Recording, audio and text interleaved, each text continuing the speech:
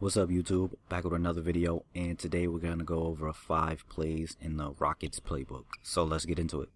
The first play is the fist 1 point trip. You can call this for anybody that has pick and roll ball handler or pick and roll point priority. And if you don't know what play priorities are, I'll leave a link to a video that I did in the description where I go over it. The video is from 2K19, but it's exactly the same this year. And even though this play is a pick and roll play, I like using it to get open 3 for Harden. So in order to do that, I call it for Westbrook, and he's going to start with the ball on the wing, and Harden is going to be along the baseline. Then Harden sets the screen for Gordon, and Gordon cuts in, and you could pass it to him, but he's usually almost never open, so just hold the ball, and Harden will run through 2 screens, come up to the top of the key, and get open for a 3.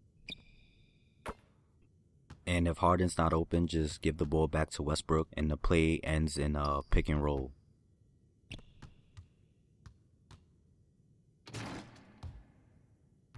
So this play is pretty good, and it's like one of 2 plays that are kind of designed to get you a 3-point shot, because this playbook is very ISO heavy and very pick and roll heavy. So a lot of the 3-point opportunities that you get will come from breaking down the defense and driving and kicking.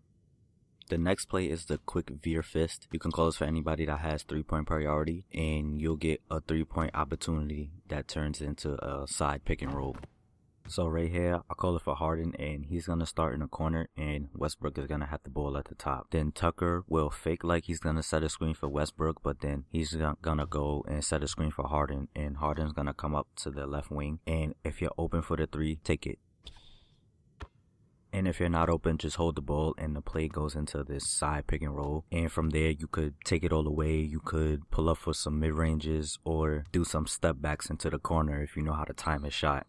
So this play is pretty quick and it's really simple, but it's still effective because you have so much space. And when Tucker comes out, there's nobody in the paint. So if you want, you can keep the ball with Westbrook and take your man off the dribble and try to get something at the rim or force the defense into rotation. But if you do pass to Harden and he's not open for the 3 and the play goes into that side pick and roll, you can run that, or you can just call a quick ISO and you have the whole left side to yourself to create a shot if you're good with the dribble moves. The next play is the fist 2 high. You can call this for anybody that has pick and roll ball handler or pick and roll point priority, and it's just a double pick and roll. So right here we call it for Westbrook, and he's going to start with the ball on the wing, and Covington and Tucker will both screen for him, and as Westbrook attacks, Covington will fade and Tucker will roll, and from there it's just taking what the defense gives you and making the right reads.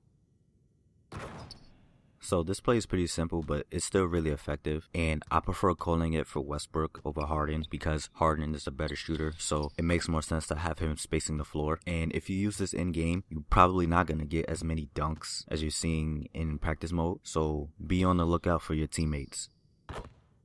The next play is the ISO 2 go. You can call this for anybody that has isolation priority, and it's just an isolation in the middle of the court. So right here we call it for Westbrook and dribble to the middle, and from there you could try to get all the way to the rim, but the paint is kind of clogged, so you have to get lucky and get a good animation to get a layup or a dunk. So you may not get a lot at the rim, but there is some opportunities to get some floaters though. But the thing about this play is that if you just wait around for a few seconds, there's like 6 or 7, maybe even 8 different types of actions that could happen that can get you some 3s and shots at the rim.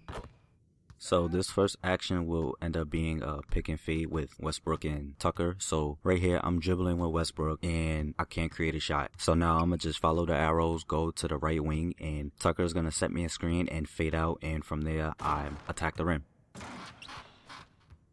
This next action ends up being a floppy for James Harden. So right here I dribble to the middle with Westbrook and can't create a shot, so I just hold the ball and Harden gets a screen, runs under the rim, then he runs through 2 screens, come up to the left wing and gets open for a 3. The next action ends up with Harden getting a 3 at the top. So again, I had the ball with Westbrook and I can't create a shot. So this time I pass it to Gordon on the wing. Then both Tucker and Westbrook will set a screen for Harden, and Harden will come up to the top of the key and get open for a 3. And the last action is going to end up with Harden getting a 3 in the corner. So again, I have the ball at Westbrook. I can't create a shot. Then Harden sets a screen for Westbrook. And after he sets the screen, he gets a screen from both Gordon and Covington and runs to the left corner to get open for a 3.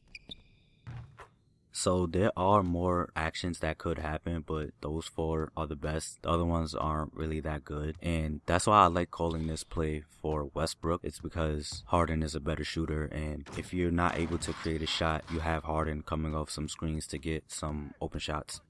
Also, as far as I know, there's no way to like pick which action you want to happen. It's just kind of random. But I do think where you stand could be a factor as well. So if you're at the top, then like there's like 3 different actions that could happen. If you're on the left wing, there's another couple that could happen. But if you're on the right wing, another couple could happen. But like I said, I'm not sure there's a way to like pick. It's kind of random.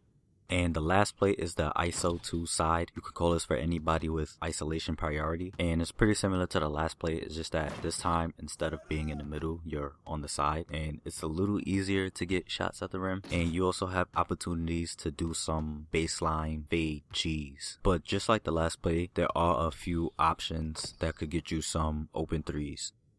So one action will be to get Harden a corner 3. So right here I'm dribbling with Westbrook. I can't get a shot, so I hold the ball at the top of the key and Harden gets a screen from House. Then he will get a screen from Tucker, then run to the corner to get open for a 3.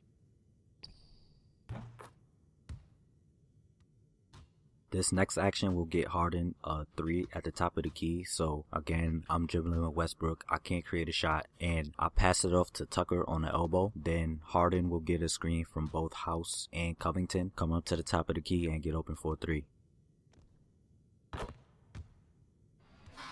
And the last action that can happen will get Harden a 3 on the wing. So again, dribbling with Westbrook, can't create a shot. Then I'm going to pass it over to House at the top. And Harden is going to fake like he's going to go on the right side, but he's going to come back left, run through 2 screens, and get open for a 3 on the wing. So there are another couple actions that could happen, but those 3 were the best that I found. And just like the last play, there's no real way to control which action will happen. It just seems to be random. But if you do figure something out, put it in the comments. So that's pretty much it for the video. This playbook is okay, but it's not a playbook that I would run unless I'm using the Rockets and I'll just, want to have some fun or I'm making a video. But it just doesn't have the plays that I look for in the playbook, but it does fit them and their style of play. So if you like to ISO and run a lot of pick and rolls, this playbook could be useful to you, but it's just not for me. And so I hope this video helped you. I hope you enjoyed. Thanks for watching and stay tuned for more content.